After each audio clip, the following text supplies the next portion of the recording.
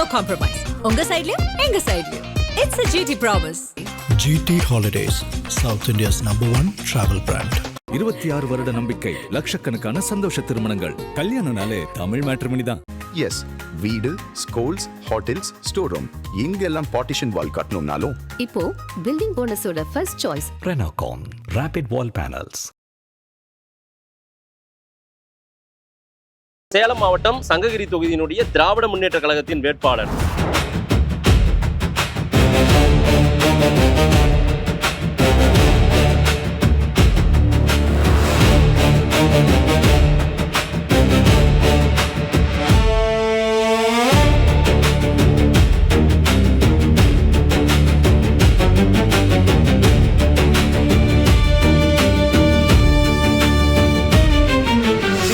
Deputy chief minister Udhayanidhi Stalin அவர்கள்கிட்டயும் உங்களுக்கு seat கிடைச்சதும் என்ன சொல்லியிருக்கீங்க, என்ன நம்பிக்கை கொடுத்துருக்கீங்க? தலைவரே, உங்களுடைய எண்ணங்கள் ஈடேறக்கூடிய வகையில் நிச்சயமாக வென்றே வருவேன் என்று சொல்லியிருக்கேன்.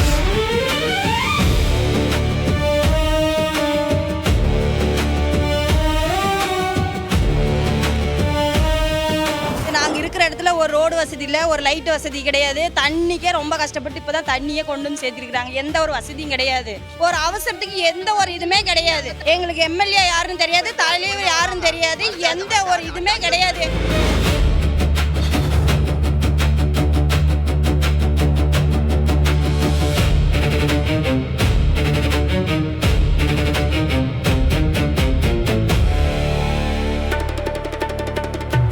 மற்ற 3 வேட்பாளருக்கும் இல்லாத ஒன்று மணிகண்டனுக்கு என்கிட்ட இருக்கு.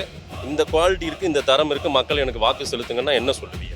நான் ஒரு இளைஞன், 36 வயது நிறைந்த இளைஞன், சுறுசுறுப்பாக பணியாற்றக்கூடும். நான் இந்த தொகுதியை சார்ந்தவன், மக்களோடு மக்களாக பழகக்கூடிய அந்த பண்பு பெற்றவன். தலைவர் தளபதியினுடைய முகமாக எனக்கு வாக்களிப்பார்கள் எனது உறுதி என்னிடத்தில் இருக்கிறது. மக்கள் எனக்கு ஆதரவு தந்து கொண்டிருக்கிறார்.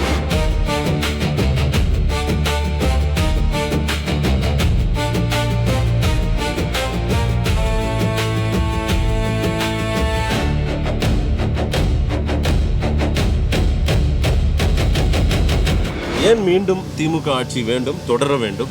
மீண்டும் தொடர வேண்டும் என்று சொன்னால் இந்த திராவிட மாடல் ஆட்சி தமிழ்நாட்டினுடைய பாதுகாப்பாக விளங்கி கொண்டிருக்கிறது. இன்றைக்கு பல பேர் முதலமைச்சர் வேட்பாளர் என்று சொல்லுகிறார்கள், மக்களையே சந்திக்காத இருக்கிறார்கள். ஆனால் இன்றைக்கு இந்திய திருநாட்டிலேயே ஒரு முதலமைச்சர் கொரோனா வார்டுக்குள்ளே போனார்னு சொன்னால் அது நம்முடைய முதலமைச்சர் அண்ணன் முத்துவேல் கருணாநிதி ஸ்டாலின் என்ற மகத்தான தலைவர். அதனால தான் இந்த பொற்கால ஆட்சி மீண்டும் தொடரணும்னு கேட்கிறேன். ஆதன் தமிழர்களுக்கு வணக்கம். பரபரப்பான 2026 சட்டமன்ற தேர்தல் களம் எங்கு பார்த்தாலும் பிரச்சாரமயமாகவே இருந்து கொண்டிருக்கிறது.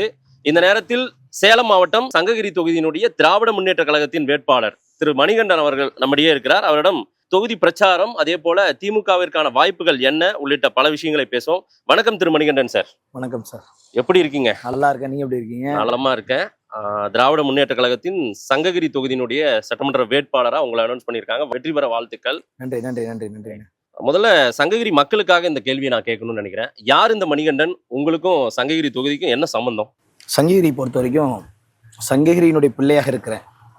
என்னன்னு சொன்னால், நான் இந்த தொகுதியை சார்ந்தவன், இந்த பகுதியை சார்ந்தவன். இந்த தொகுதி முழுக்க சுற்றி வரக்கூடிய ஒரு இளைஞனாக இருக்கிறேன். நான் இந்த சங்ககிரி தொகுதிக்கு உட்பட்ட மகுடஞ்சாவடிங்கிற ஒன்றியத்துக்கு உட்பட்ட நடுவுநேரிங்கிற குக்கிராமத்தில் எளிய பிள்ளையாக பிறந்த விவசாய குடும்பத்தில், நெசவாளர் குடும்பத்தில் பிறந்த எனக்கு தமிழ்நாட்டுடைய நிரந்தர முதலமைச்சராக இருக்கிற அண்ணன் மு க ஸ்டாலின் அவர்கள் ஒரு 36 வயது நிரம்பிய இளைஞனுக்கு ஒரு வாய்ப்பை தந்திருக்கிறார். அந்த வாய்ப்பு என்பது என் மீது வைத்த நம்பிக்கை மட்டுமல்ல, சங்ககிரி சட்டமன்ற தொகுதியினுடைய மக்களின் மீது வைத்த நம்பிக்கையாக நான் பார்க்குறேன். தேர்தல் காலம் தீவிர பிரச்சாரத்தில் இருக்கும்போது இன்றைக்கும் தொகுதி மறுவரை மசோதா நிறைவேற்றப்படும் அப்படின்னு சொல்லியிருக்கிறதுனால கருப்பு சட்டையோட போயிட்டு போராட்டத்தில் கலந்துட்டு வரீங்க. இதுவும் பிஜேபி எதிர்ப்புக்கான போராட்ட களமாகவே மாறி இருக்குதா இன்னைக்கு சூழ்நிலையும்? நிச்சயமாக தலைவர் இன்றைக்கு தேர்தலை விட டீலிமிட்டேஷனை எதிர்க்கிறது தான் முதல் படியாக நினைக்கிறாரு. தமிழ்நாட்டை அந்த இடத்துல இருந்து காப்பாற்றணும்னு நினைக்கிறாரு. இந்தியாவையே நம்ம காப்பாற்றி கொடுக்கணுங்கிறதுல முதல் தலைவராக இருக்கக்கூடியவர் நம்முடைய அண்ணன் மு க ஸ்டாலின் மகத்தான தலைவர். என்னென்று சொன்னால், இன்னைக்கு தேர்தல் நடந்து கொண்டு இருக்கிறது. அத்தனை நாடாளுமன்ற உறுப்பினரையும் நீங்கள் தேர்தலை நாங்கள் பார்த்துக்கிறோம், நீங்கள் போய் டீலிமிட்டேஷன் விஷயத்தை நீங்கள் பாருங்கன்னு சொல்லி எல்லாத்தையும் நாடாளுமன்றத்துக்கு அனுப்பி வைத்திருக்கிற ஒரு தலைவர் இருக்கிறார் என்று சொன்னால் அது நம்முடைய தலைவர் அண்ணன் மகத்தான தலைவர் மு க ஸ்டாலின் என்ற மகத்தான தலைவர் தான். பெண்களுக்கான திட்டங்கள், அதே போல் நீங்கள் அந்த கூப்பன் 8000 ரூபாய் கூப்பன் பல விஷயங்களை நீங்கள் முன்னிலைப்படுத்தி சொல்கிறீங்க. எடப்பாடி பழனிசாமி உங்கள் ஊர் சேலம் பகுதியை சார்ந்தவர், அவர் 10,000 ரூபா கொடுக்குறேன்னு சொல்கிறாரு. இதெல்லாம் சொல்கிறது இதுக்கு ஒரு சின்ன விளக்கம் சொல்கிறேன். நம்ம வந்து ஆட்சி பொறுப்பேற்றனுடைய மகளிர் உரிமை தொகையை வழங்கக்கூடிய அந்த திட்டத்தை நம்ம அறிவித்த உடனே அவர் சொன்னார், இந்த மகளிர் உரிமை தொகை திட்டத்தை செயல்படுத்த முடியாது என்று சொன்னவர் எடப்பாடி பழனிசாமி. இது அத்தனை பேருக்கு, தமிழ்நாட்டு மக்களுக்கு அத்தனை பேருக்கு தெரியும். அதுபோலத்தான் அவர் சொல்லுகிற திட்டத்தை அவரால் செயல்படுத்த முடியாது. ஆனால் சொல்லுகிறதை செய்கின்ற ஒரு முதலமைச்சர் இந்தியாவில் இருக்கிறார் என்று சொன்னால் அது திராவிட மாடல் ஆட்சியின் நாயகர், எங்கள் பொற்கால ஆட்சி நாயகர் அண்ணன் மு.க. ஸ்டாலின் என்ற மகத்தான தலைவர். அது தாய்மார்களிடத்திலே அது உணர்ந்திருக்கிறார்கள். நிச்சயமாக சொல்லுவது 8000 ரூபாய்க்கு இலவச கூப்பன் என்பது ஒவ்வொரு தாய்மாருடைய கஷ்டத்தை புரிந்து கொண்டு உணர்த்திருக்கிறார். ஒவ்வொரு வீட்லேயும் ஒரு தாய்மார் எடுத்து நெஞ்சத்தில் வருத்தம் இருக்குது, ஒரு வலி இருக்குது, ஒரு வேதனை இருக்கும். என்னன்னு சொன்னால் பக்கத்து வீட்டில் ஒரு LED டிவி பெருசு வாங்கிட்டு வந்துட்டாங்க அப்படின்னு சொன்னால் அந்த பக்கத்து வீட்டுக்கார பையன் போய் அம்மா நம்மளும் ஒரு டிவி வாங்கலாம்னு கேட்பான். அவங்க அந்த அம்மா கிட்ட அன்றைக்கி வந்து பொருளாதார சூழ்நிலை கம்மியாக இருக்கும். அப்போ வந்து பையன் கேட்குறானே நம்மளால் செய்ய முடியல, அந்த வருத்தம் வழி யார்கிட்ட இருக்கும்? ஒரு தாய்மார்கிட்டும். இப்போது ஒரு பக்கத்து வீட்டில் ஒரு வாஷிங் மிஷின் வாங்கிறாங்கன்னு சொன்னால் அந்த வாஷிங் மிஷின் வாங்கினோடனே பக்கத்து வீட்டு அம்மா ஒரு பொண்ணு போய் என்ன கேட்பாங்க, அம்மா நம்மளும் ஒரு வாஷிங் மிஷின் வாங்கலாமா, நம்ம எத்தனை நாளைக்கு நம்மளே கையிலே துவைக்கிறது அப்படின்னு கேட்குறப்ப அன்றைக்கி அந்த பொருளாதார சூழ்நிலை அந்த மோசமாக இருக்கிற நிலைமையில் அந்த தாய்மாரோட எண்ணம் என்னவாக இருக்கும்? அந்த வழி இருக்குது, நம்ம பிள்ளை கேட்குறல வாங்கி தர முடியாது, அந்த வழி இருக்கும். ஆனால் அதை உணர்ந்திருக்கிற ஒரு முதலமைச்சர் இருக்கிறார் என்று சொன்னால், தாயுள்ளத்தோடு இருக்கிறார் என்று சொன்னால் அது எங்களுடைய முதலமைச்சர் தான். அதனால தான் வந்து ஏற்கனவே வந்து நீங்கள் பிடிச்ச கடையில் போய் பிடிச்ச பொருளை வாங்கிக்கலான்னு ஒரு ஆப்ஷன் கொடுத்துருக்காரு. உங்களுக்கு எந்த பொருள் தேவை இருக்கோ அதை பெற்றுக்கொள்ளலாம். எல்லாருக்கும் இப்போ வாஷிங் மிஷின் கொடுக்குறாங்கன்னு சொன்னு வச்சுக்கோ, ஏற்கனவே மிக்ஸி கிரைண்டர் போட்டு 10 நாள் எப்படி தூக்கி போட்டாங்களோ அந்த நிலை வந்துடக்கூடாதுன்னு தான் எந்த பொருள் வேணுமோ தரமான பொருளை பெற்றுக்கொள்ளக்கூடிய அந்த வாய்ப்பை ஏற்படுத்தி கொடுத்தா நம்முடைய முதலமைச்சர். மற்ற 3 வேட்பாளர்கள், வெற்றிவேல் உட்பட மற்ற 3 வேட்பாளருக்கும் இல்லாத ஒன்று மணிகண்டனுக்கு என்கிட்ட இருக்கு. இந்த குவாலிட்டி இருக்கு, இந்த தரம் இருக்கு, மக்கள் எனக்கு வாக்கு செலுத்துங்கன்னா என்ன சொல்லுவீங்க? நான் ஒரு இளைஞன், 36 வயது நிறைந்த இளைஞன், சுறுசுறுப்பாக பணியாற்றக்கூடும். நான் இந்த தொகுதியை சார்ந்தவன், இந்த பகுதியை சார்ந்தவன், மக்களோடு மக்களாக பழகக்கூடிய அந்த பண்பை பெற்றவன். அதை தாண்டி சொல்லணும்னு சொன்னாங்களே வச்சுக்கோங்களேன், தலைவர் தளபதியினுடைய முகமாக எனக்கு வாக்களிப்பார்கள் என்ற உறுதி என்னிடத்தில் இருக்கிறது. மக்கள் எனக்கு ஆதரவு தந்து கொண்டிருக்கிறார். இந்த தொகுதியை பொறுத்தவரையில, இந்த தொகுதியில நீங்க சீட்டு கேட்டு வாங்கி இருக்கிறதே பெரிய சாதனையான விஷயம். என்னன்னா, கடந்த 20 ஆண்டுகளாகவே திமுக வெற்றி பெற முடியாமல் ஒரு தவிக்கின்ற ஒரு தொகுதி. இந்த முறை 2026, கடைசியா 2006 வெற்றி பெற்ற தொகுதி 2026 என்ன நடக்க போகிறது அப்படின்றது ஒரு வியூ தலைமைக்கே இருக்கும். ஒரு களம் ரொம்ப ஒரு போட்டியான களமா இருக்கு. எப்படி உங்களுக்கு சாதகமா பயன்படுத்திக்க போறீங்க இதை? நிச்சயமாக அப்படி இல்லை.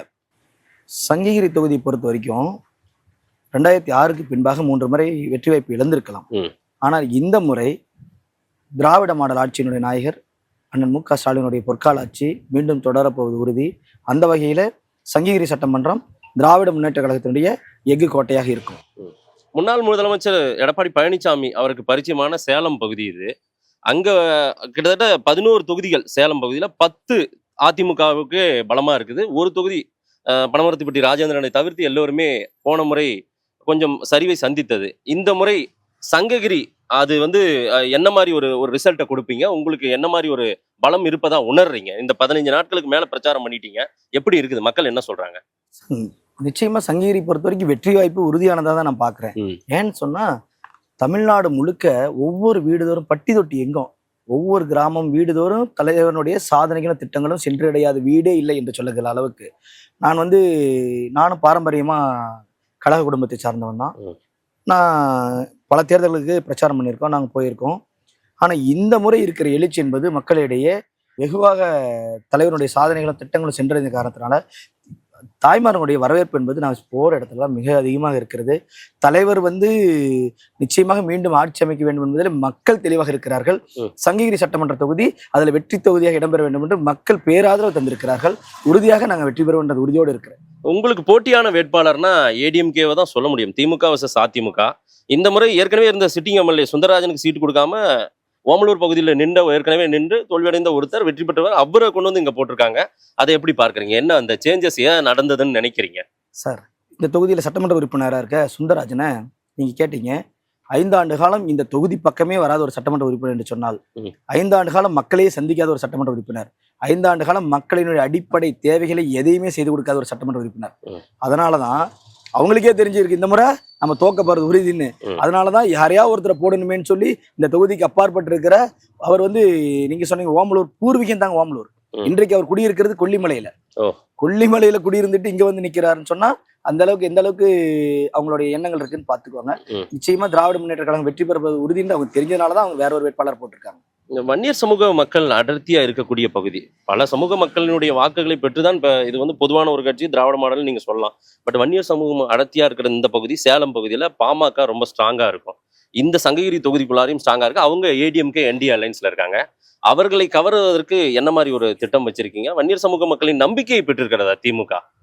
சார், வன்னியர் சமுதாயத்தை பொறுத்த வரைக்கும் நான் வந்து இந்த பகுதியில் நம்ம மகுடஞ்சாவடி சார்ந்திருக்கிற பகுதி தாரமங்கலம், இதில் அடர்த்தியாக வன்னியர்கள் இருக்கிற பகுதி தான். இந்த பகுதியில் நீண்ட நாட்களாக ஒரு வாய்ப்பு யாருக்கும் கிடைக்காம இருந்தது. ஓகே, இந்த முறை அந்த வாய்ப்பு நம்மளுக்கு கிடைச்சிருக்குங்கிற காரணத்தினால இங்கே நாங்கள் சார்ந்திருக்கிற பகுதியில் நம்ம வீட்டு புள்ள நிற்கிறான், நம்ம பேர புள்ள நிற்கிறான், நம்ம தம்பி நிற்கிறான், நம்ம அண்ணன் நிற்கிறான், அவனுக்கு ஒரு மகனாக பார்க்குறாங்க. நிச்சயமா நான் போகிற இடத்துல எல்லா இடத்துலையும் அந்த பெண்களுடைய ஆரவாரமும் பெண்களுடைய கொடுக்குற வரவேற்பு என்பது அந்த தாய்மார்களுடைய அந்த பாசத்துக்கு நான்லாம் என்ன பண்ண போறேன்னே தெரியல. அவ்வளோ மிகப்பெரிய அளவில் நமக்கு வரவேற்பு நமக்கு கொடுத்துருக்காங்க. கிட்டத்தட்ட இந்த பகுதியில் எல்லாமே நம்மளுடைய பேரப்புள்ள மகனாக பார்க்காங்க. அதனால வந்து நிச்சயமா இந்த முறை அதிகப்படியான வாக்குகள் வித்தியாசத்துல இந்த சங்ககிரி சட்டமன்ற தொகுதி வெற்றி பெறும். சங்ககிரி டெவலப்மெண்ட்ஸ்க்கு திமுக ஆட்சியில ஏதேனும் இந்த ஆட்சியில நாங்க சிறப்பா இதை கொண்டு வந்தோங்க, திரு ஸ்டாலின் அவர்கள் இதை மையப்படுத்தி செஞ்சு கொடுத்தாருங்க அப்படின்ற மாதிரி ஏதாவது சொல்ல முடியும்? இந்த பகுதியில இப்போ நம்ம இடங்கன சாலை எடுத்துக்கலாங்க. நகராட்சி வந்து தரம் உயர்த்தப்பட்டிருக்கு. கிட்டத்தட்ட 150 கோடி ரூபாய் நிதி ஒதுக்கீடு செய்யப்பட்டிருக்கு. நம்ம பொற்கால ஆட்சி காலத்துல, தலைவரோட ஆட்சி காலத்துல மட்டும் பேரூராட்சியிலிருந்து நகராட்சியாக தரம் உயர்த்தப்பட்டு 150 கோடி ரூபாய்க்கு நிதி ஒதுக்கப்பட்டு பணிகள் நிறைவேற்றப்பட்டிருக்கிறது. தாரமங்கலத்தை வந்து பேரூராட்சியிலிருந்து நகராட்சியாக உயர்த்தப்பட்டு கிட்டத்தட்ட 115 கோடி ரூபாய்க்கு மேல நிதியளித்து தரம் உயர்த்தப்பட்டு எல்லா பணிகளும் கிட்டத்தட்ட முடிச்சு கொடுக்கப்பட்டிருக்கிறது. சங்ககிரி பேரூராட்சி இந்த முறை பேரூராட்சியிலிருந்து நகராட்சியாக தரம் உயர்த்தப்பட்டு கிட்டத்தட்ட இப்போ ஒரு ஆண்டு காலம் ஆகுது. ஒரு ஆண்டு காலத்துக்குள்ளார கிட்டத்தட்ட 75 கோடி ரூபாய் நிதி ஒதுக்கப்பட்டு பணிகள் செய்யப்பட்டிருக்குது. நான் போற இடத்துல எல்லாமே இப்போ நான் கேம்பெயின் போற இடத்துல எல்லா சாலை வசதிகளும் ட்ரைனேஜ் போட்டு கொடுக்கப்பட்டிருக்குது. மக்களுடைய அடிப்படை தேவைகளை திராவிட முன்னேற்ற கழகம் செஞ்சிருக்கு. ஆனா ஒரு சட்டமன்ற உறுப்பினராக செய்ய வேண்டிய பணிகளை 1% கூட செய்யாம இருந்திருக்காரு. நான் போற இடத்துல எல்லாம் அடிப்படை தேவைகளை செய்து கொடுக்காம ஒரு நிலை இருக்கிறது. அந்த நிலையை மாற்றித்தரேன்னு சொல்லி தான் முக்கியமா ட்ரைனேஜ் பிரச்சனை, நீங்க வந்து சாலை வசதி, லைட் வசதி, அவங்க அடிப்படை கேட்குறது வாட்டர் ஃபெசிலிட்டிஸ், இதனால தான் அடிப்படையாக கேட்குறாங்களே. சட்டமன்ற உறுப்பினர் இது வரைக்கும் நான் அந்த தொகுதியில் வந்திருக்காருன்னு கேட்டால் இது வரைக்கும் நாங்கள் பார்த்ததே இல்லை. அவர் கருப்பா சிவப்பா என்று தெரியாது, நெட்டையா குட்டையா என்று தெரியாது, அந்த நிலை தான் நிற்கிது. உண்மையிலேயே நீங்க பழைய எம்எல்ஏ சுந்தரராஜன் பார்த்ததே இல்லையா? இல்லைங்க சார், பார்த்தது இல்லைங்க. ஒரு எம்எல்ஏங்க 5 வருஷம் உங்களுக்கு வந்திருப்பாரு, உங்க ஊருக்கு நன்றி சொல்ல கூட வரலையா அவரு? இல்லைங்க, யாரும் பார்த்தது இல்லை. யாருன்னே எங்களுக்கு தெரியாது, பார்த்ததே இல்லை, நாங்க பார்த்தது கிடையாது, தெரியாது. நீங்க தான் பேரு சொல்றீங்க, நீங்க தான் இப்ப பேரு சொல்றீங்க, எங்களுக்கு தெரியாது. சரியா, வராங்க வருஷத்துல ஒரு டைம் இங்க வராங்களா, அவ்வளவுதான். இதுக்கு மேல 5 வருஷம் ஆட்சி காலம் தான் நடந்திருக்கு. நாங்க இருக்கிற இடத்துல ஒரு ரோடு வசதி இல்லை, ஒரு லைட் வசதி கிடையாது. தண்ணிக்கே ரொம்ப கஷ்டப்பட்டு இப்பதான் தண்ணியே கொண்டு வந்து சேர்த்திருக்கிறாங்க. எந்த ஒரு வசதியும் கிடையாது. பிள்ளைங்களை ஸ்கூல் அனுப்புனா கூட இங்க தான் வந்து அனுப்புறோம். எந்த ஒரு வசதியுமே எங்களுக்கு கிடையாது. எங்க ரோடு இப்ப மழை பெஞ்சா வந்து பாத்துட்டு போங்க, நடக்க கூட முடியாது. இப்ப குழந்தைகளை வச்சுட்டு அந்த இடத்துல அவ்வளவு தண்ணி போக்கல, நாங்க எப்படி நடந்து போவோம்? ஒரு வண்டியில எப்படி போவோம்? ஒரு அவசரத்துக்கு எந்த ஒரு இதுமே கிடையாது. எங்களுக்கு எம்எல்ஏ யாருன்னு தெரியாது, தலைவர் யாருன்னு தெரியாது, எந்த ஒரு இதுமே கிடையாது எங்களுக்கு. இதுக்கப்புறம் யாரும் வந்து எட்டி பார்க்க மாட்டாங்க. நாங்க இருக்கிற இடத்துல எதுக்குமே வர்றது கிடையாது. கவுன்சிலர் ஆகட்டும், எம்எல்ஏ ஆகட்டும், யாருமே வர்றது கிடையாது எங்க பக்கம். அவ்வளவு மழை பெஞ்சா ரொம்ப சிரமம். அடுத்த 5 வருஷம் கழிச்சு தான் வராங்க மறுபடியும். எது ஒரு இதுமே கிடையாது. திரு உதயநிதி ஸ்டாலின் தான் என்னுடைய ரோல் மாடல் அப்படின்னு எல்லாம் நீங்க சொல்லியிருக்கீங்க. என்ன எடுத்துக்கிட்டீங்க? திரு உதயநிதி ஸ்டாலின் அவர்களை ரோல் மாடலா எடுத்துக்கிறீங்க. உங்க தலைவர் ரைட்டு, அவர்கிட்ட இருந்து என்ன எடுத்துக்கிட்டதுனால நீங்க ரோல் மாடலா பாக்குறீங்க? சார், அவரு வந்து எல்லாரையும் நம்ம குறிப்பிட்ட ரோல் மாடல் சொல்லிட முடியாது. நமக்கு பிடித்திருக்கக்கூடிய ஒருவர் என்று சொன்னால் அவருடைய உழைப்பு. நீங்க நிச்சயமாக நான் அவரோடு பயணித்திருக்கிறேன். அவர் இடத்துல நான் நிறைய முறை பேசியிருக்கிறேன், அதிக முறை சந்தித்திருக்கிறேன். அவரை நான் மாதத்துக்கு ஒரு 2 முறையாவது 3 முறையாவது சந்திக்கக்கூடிய அந்த வாய்ப்பு பெற்றிருந்தேன். ஒவ்வொரு முறையும் நான் சந்திக்கிறப்போ அவரை வந்து எங்களிடத்துல சொல்லுவது, எங்களிடத்துல அந்த அன்பை விதைக்கிறார். அவருக்காக உயிரை கொடுக்கக்கூடிய துணியக்கூடிய அந்த நிலைமையில நாங்க இருக்கிறோம். ஏன்னா அந்த அளவுக்கு எங்கள் மீது கொண்டிருக்க அன்பு, அவரோட உழைப்பு எங்களுக்கு ரொம்ப பிடிக்கும் சார். அவர் அரவணைப்புங்கிறது எங்களுக்கு ரொம்ப பிடிக்கும். இதுதான் அவர்கிட்ட ரொம்ப பிடிச்ச விஷயம். எடப்பாடி பழனிசாமி அவர்கள் இங்க ரொம்ப ஸ்ட்ராங்கா பேஸ் இருக்கக்கூடிய ஒரு தலைவர், இங்க இருந்தா முதலமைச்சர், எங்க மண்ணின் மைந்தர் அப்படின்லாம் இந்த மக்கள் பார்ப்பாங்கல்ல. ஆனாலும் அதிமுக வரக்கூடாது, நாங்க வரணும், நாங்க அதை விட பலம் வாய்ந்தவர்கள்னு எந்த விஷயத்தை நீங்க வந்து கோட் பண்ணுவீங்க, எதை சொல்லுவீங்க? சார், அவர் மக்கள் வாக்களித்து முதலமைச்சர் ஆகல. எங்க அண்ணன் இளந்தலைவர் சொன்ன மாதிரி காலை பிடிச்சி முதலமைச்சரானவர். அவர் மக்கள் வாக்களித்து முதலமைச்சர் ஆகல. மக்கள் வாக்களித்து அவர் எதிர்கட்சி தலைவர் தான் ஆக முடியுது. அவர் மக்களுடைய முதல்வராக சொல்ல முடியாது. மக்களுடைய முதல்வராக சொல்லணும்னு சொன்னா எங்களுடைய முதலமைச்சராக தான் சொல்ல முடியும். ஏன்னா மக்கள் வாய்ப்பளித்து மக்களுடைய முதலமைச்சராக, தாய்மார்களுடைய முதலமைச்சராக இன்றைக்கு நினைத்து கொண்டிருக்கிறாருன்னு சொன்னால் எங்களுடைய முதலமைச்சர் தான். அதனை தொடர்ந்து இந்த பகுதியில அவர் வந்து ஒரு தலைவராக பார்க்கப்படாம, சேலத்தை சார்ந்தவராக பார்க்கப்படலாமே தவிர தமிழ்நாட்டுடைய பிரதிநிதியாக பார்க்க முடியாது. என்ன சொன்னா இந்த தொகுதியில வந்து அவர் வந்து எடப்பாடிக்கு அருகாமையில் இருக்கிறதுனால அவருடைய தாக்கம் இருக்குன்னு சொல்லுவாங்க. அதெல்லாம் இல்லை. இந்த முறை வந்து எங்களுக்கு எங்க பகுதியை சார்ந்த எங்க குடும்பத்தில் ஒருத்தராக இருக்கக்கூடிய என் பேர பிள்ளைக்கு, என் மகனுக்கு வாய்ப்பு கிடைச்சதுன்னு சொல்லி மக்கள் கொண்டாடிட்டு இருக்கிறாங்க. நிச்சயமா இந்த முறை அந்த வாய்ப்பு வந்து நீங்க வந்து வெற்றி உறுதியோடு வரப்ப நீங்க பாப்பீங்க. சாலை வசதி இல்ல, தண்ணி வசதி இல்ல, நிறைய பிரச்சனைகளை பட்டியலிட்டாங்க.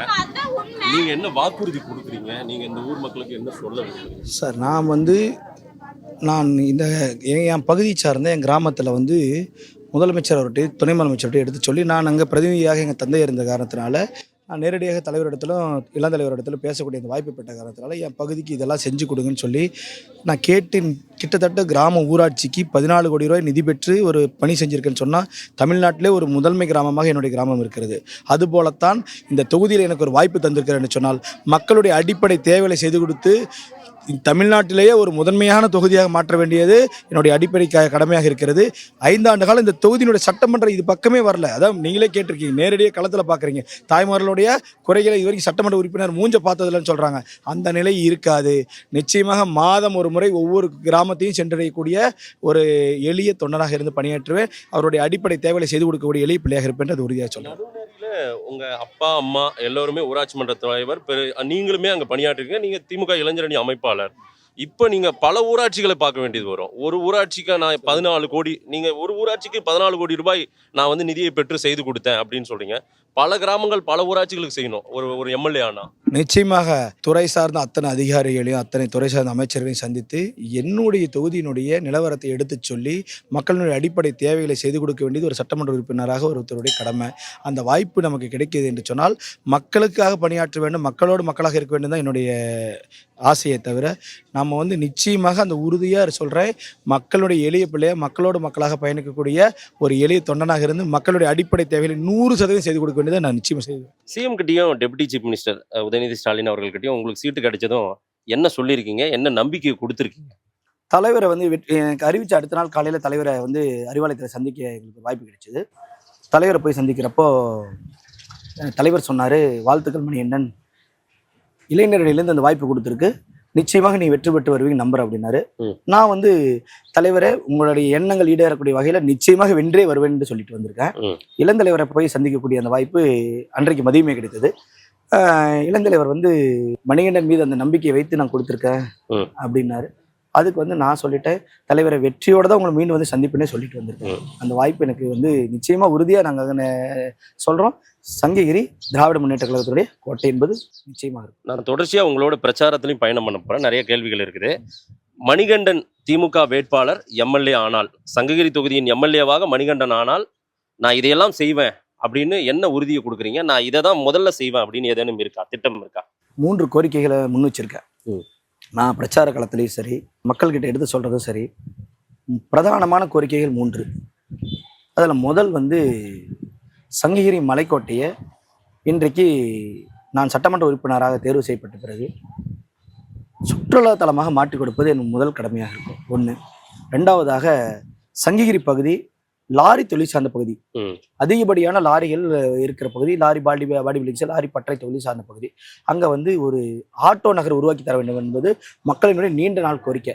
ஏன்னு சொன்னால் கிட்டத்தட்ட மாதம் ஒன்றுக்கு எல்லாருமே வாடகை இடத்துல தான் கடை வச்சிருக்காங்க.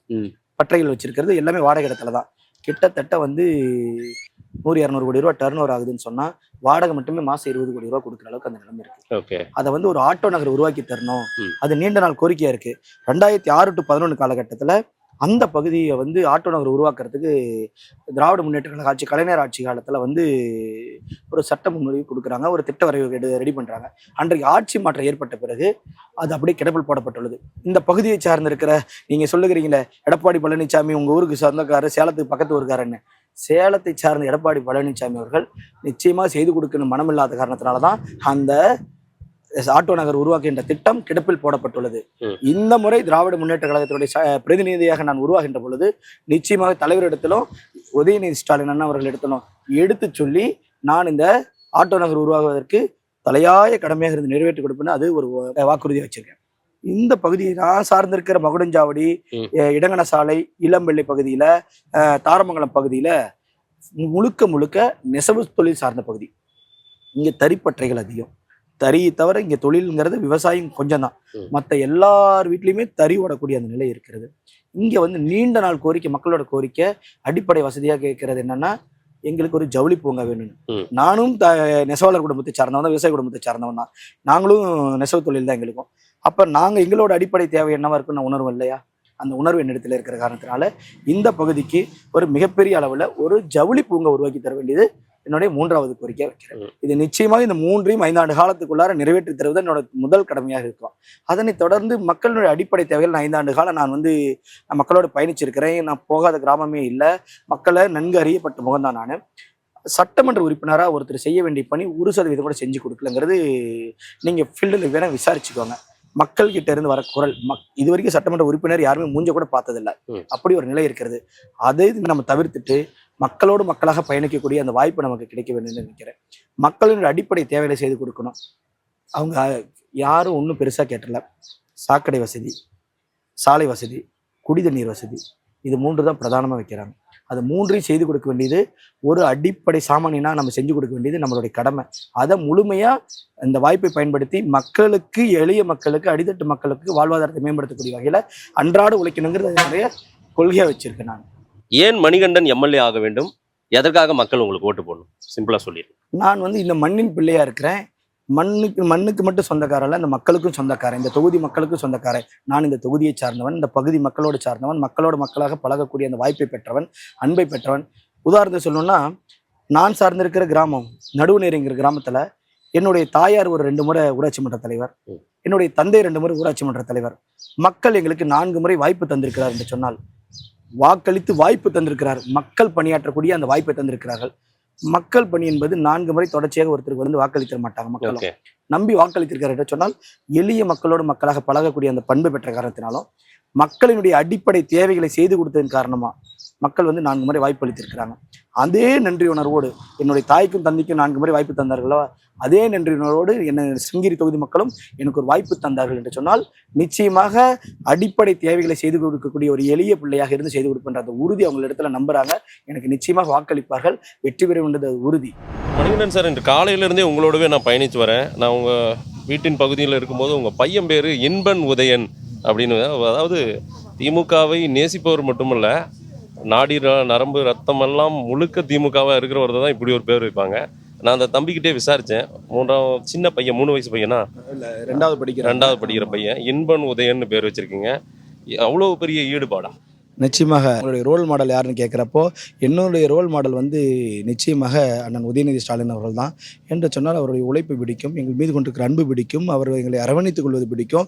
அதுபோலத்தான் நான் இன்றைக்கு என்னுடைய மகனுக்கு கிட்டத்தட்ட நான் வந்து ஒரு 6 மாத காலம், கிட்டத்தட்ட 6 மாதம் 1 வருஷமே பையனுக்கு பேர் வைக்கல.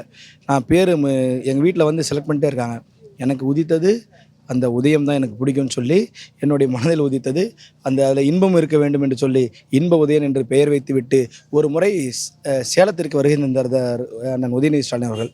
அவரிடத்தில் நான் என்னுடைய மகனுடைய பிறந்தநாள் அன்றைக்கு சந்திக்கும் பொழுது தம்பி உன் பேர் என்னன்னு கேட்குறாரு. அப்போ வந்து பையன் வந்து இன்ப உதயன் சொல்கிறான். அதுக்கு வந்து அவர் சொன்ன அடுத்த நொடி அவர் வகையில் இருந்த இந்த வார்த்தை, ஓ 2 in 1 அப்படின்னு கேட்டார்.